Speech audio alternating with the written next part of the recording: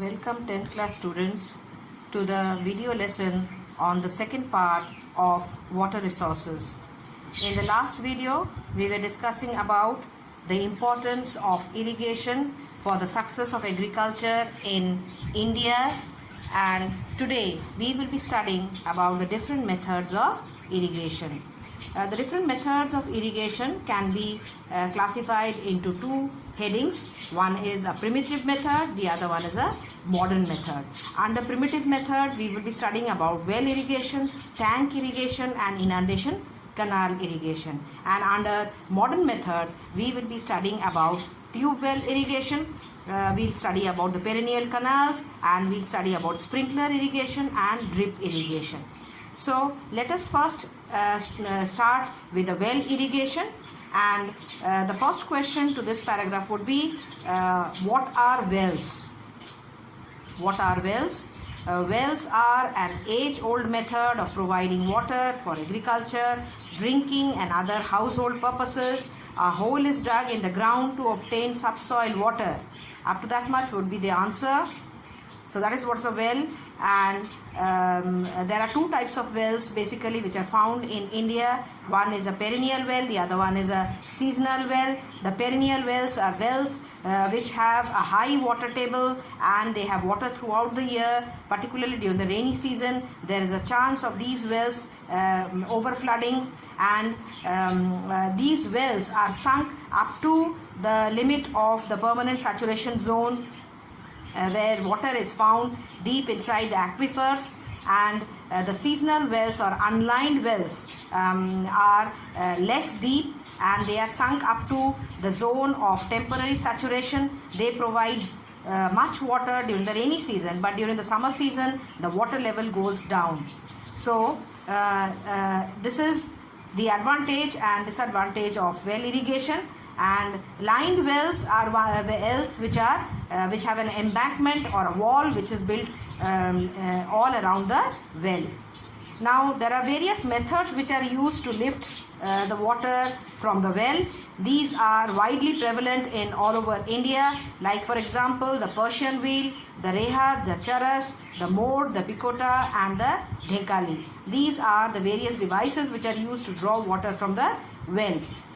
Water is also raised by manual labor, or it may be drawn up by the pumps. So the second question to this paragraph would be, name the various devices used to lift water from the well. So the answer would be the Persian wheel, the rehat, the charas, the mode, picota, dhenkali. These are the various devices which are used to draw water from the well. The next paragraph tells us about what are the conditions required for well irrigation. What are the conditions required for sinking wells or installation of the wells? Wells are found only where sufficient groundwater is available and where the groundwater level is not very deep. Minded, wells are only effective only in regions where sufficient abundant groundwater is available and the groundwater level is not very deep. Only in those areas wells are successfully operative. Then that is point one. And number two, and where the soil is soft enough to allow the digging of wells. And the second condition should be that the areas where the soil is soft enough only will allow digging of wells. Now there is a question to this paragraph, children.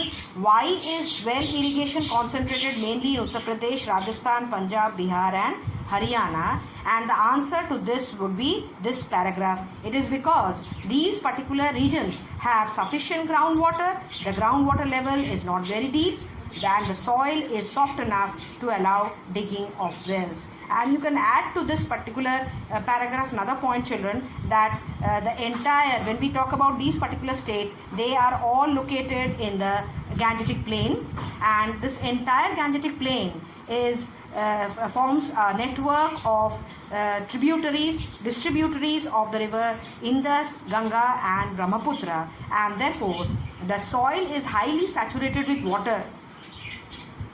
highly saturated water, and therefore the groundwater level is not very deep in this region, and there's plenty of groundwater which is available. That could be an added point to the 2 points which are given in this paragraph. The next paragraph tells us what are the merits of well irrigation. The merits of well irrigation: wells are the simplest and the cheapest source of irrigation. That is number one. They are the simplest. Wherever you go to India, any part of India, you will find wells which are scattered, irrespective of whatever is the topography, whatever is the relief, whatever is the rainfall in that particular region. You will surely find well which is widespread. Then number two, wells can be dug at any convenient place. It can be dug at any convenient place. Only you have to ensure that there is sufficient groundwater.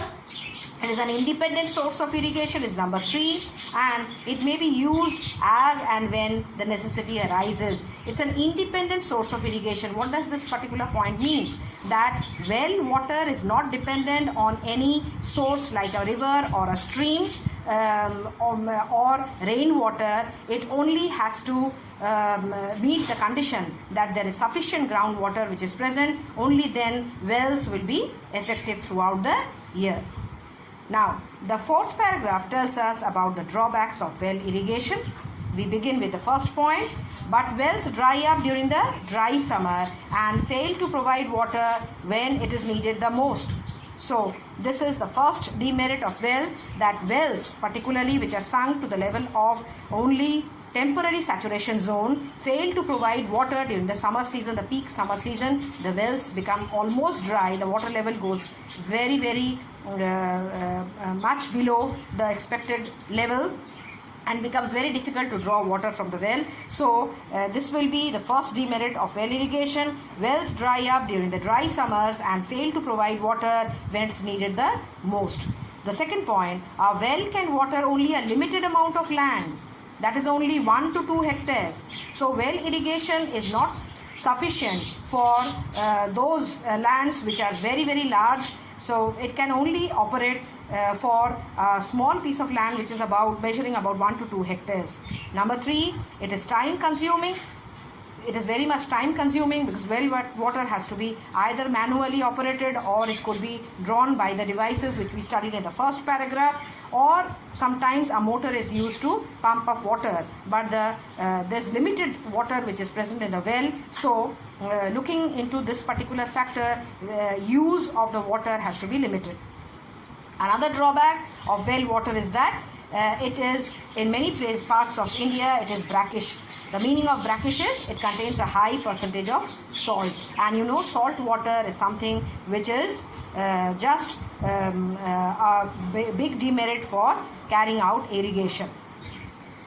Now the next kind of irrigation is carried out through tanks. Now let me tell you the children that tanks actually are a very dominant feature which is present in the Deccan Peninsula, where you find the topography to be very, very rough, uneven, it is very rocky. Okay, and the tanks are built in this region so that they can store the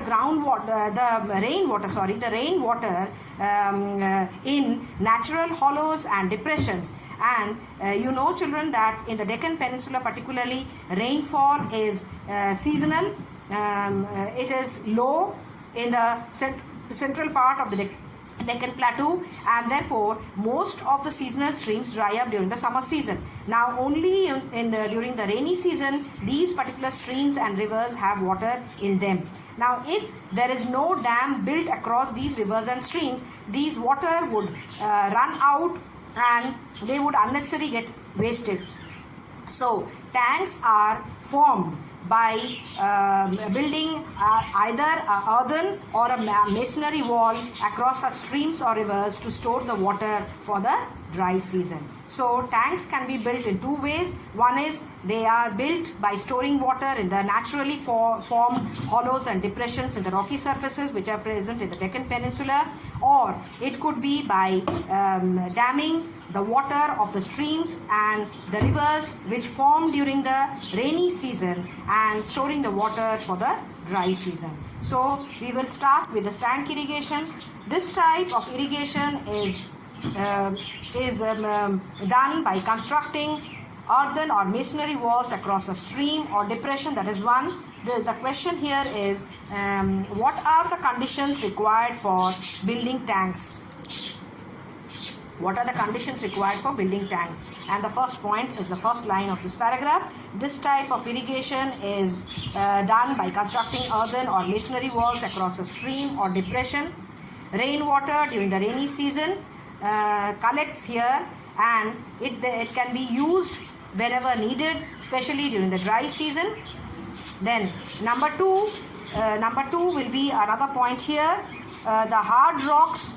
The second point, the undulating surface forms natural depressions. These hollows may have a simple dam across them, and thus tanks are simple and easy and cheap to be built. So these are the two conditions required to form this tank. Then the next line in this paragraph tells us that the groundwater below. The ground below the tank should be rocky to prevent percolation of water. Tanks are of varying sizes, but most of the tanks are small. So the Deccan Peninsula is a hard and rocky has a hard and rocky topography, and therefore this prevents the percolation of water. So very less water seeps below the ground and into the surrounding region. It is because of the entire tank which is lined with rocks, and this is a great advantage for tank irrigation to be carried out in Peninsula Plateau. Now there's a question here in the second paragraph. Why is tank irrigation popular in the Peninsula Plateau? And the names of the states are mentioned. Andhra Pradesh, Tamil Nadu are the leading states. The other states where tank irrigation is the source of irrigation are West Bengal, Karnataka, Bihar and Odisha. So this is prevalent particularly in the Peninsula Plateau, that is Andhra Pradesh and Tamil Nadu. So there's a question here, why is tank irrigation popular in the Peninsula Plateau?